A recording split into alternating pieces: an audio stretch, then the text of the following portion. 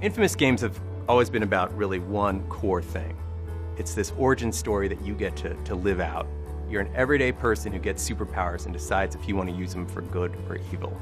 Infamous Second Son is the story of Delson Rowe. Delson is a 20-something Seattle kid who develops superhuman abilities. And he deals with how society is treating anybody with superhuman abilities. It's a situation where this group of Homeland Security type people, we call them the Department of Unified Protection, swarm into the city to eradicate all of the superhumans that are there. And it's his struggle against that group of people and kind of coming to terms with how he feels and how his family feels about people who have these superhuman abilities. In a book or movie, you're going to tell one story, right? And it's going to be your story. You're going to tell a specific story. Whereas a game, you're going to partner with the player, or sometimes a group of players, and you're going to tell a story together.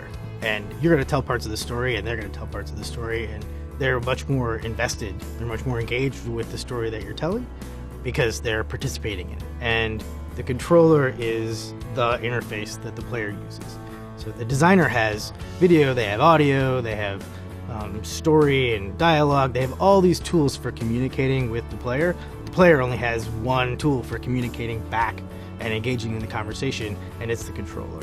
And the PS4 controller is significantly improved from previous controllers. We've always felt like the controller itself and the ability for the user, for the player to express himself to us was the most important place for innovation. A lot of the improvements to the controller are about how it feels. So the sticks feel more responsive, and the triggers feel more comfortable, and the buttons feel crisper. All of those things really improve the quality of the gameplay experience for everyone who plays on the system.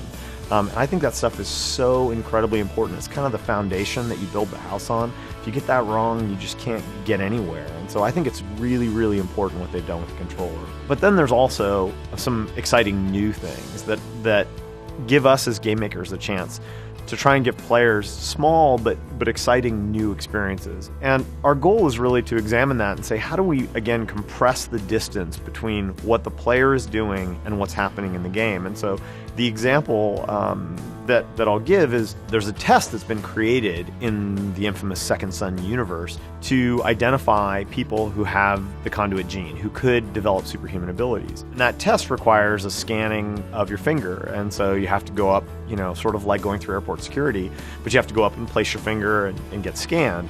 Normally you would just have the player hit the triangle button or something, right?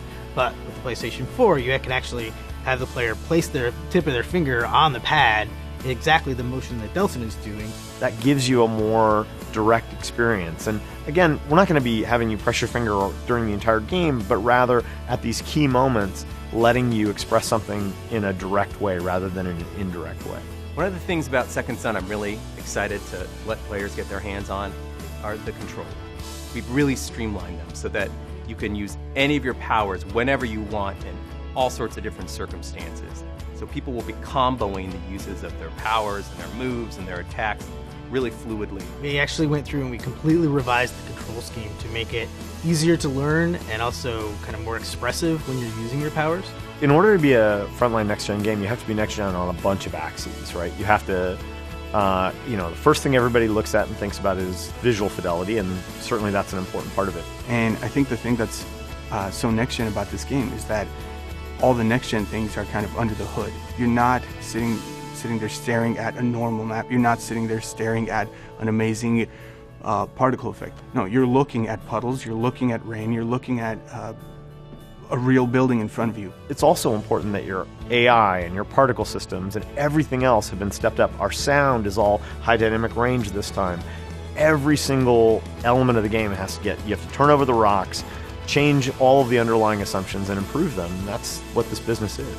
You have to step back and you have to look at it and say, hey, we made all these assumptions about how things should work, how things should be built.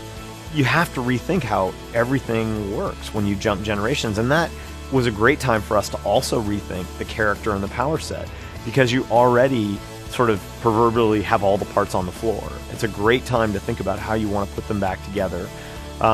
And it gives us a lot of energy around doing another game in this universe, because there's so much for us to go build and go discover what's possible. You know, the dreams that we had that were impossible actually become possible. And so it's fun to kind of try and capture some of those moments and bring them into your game.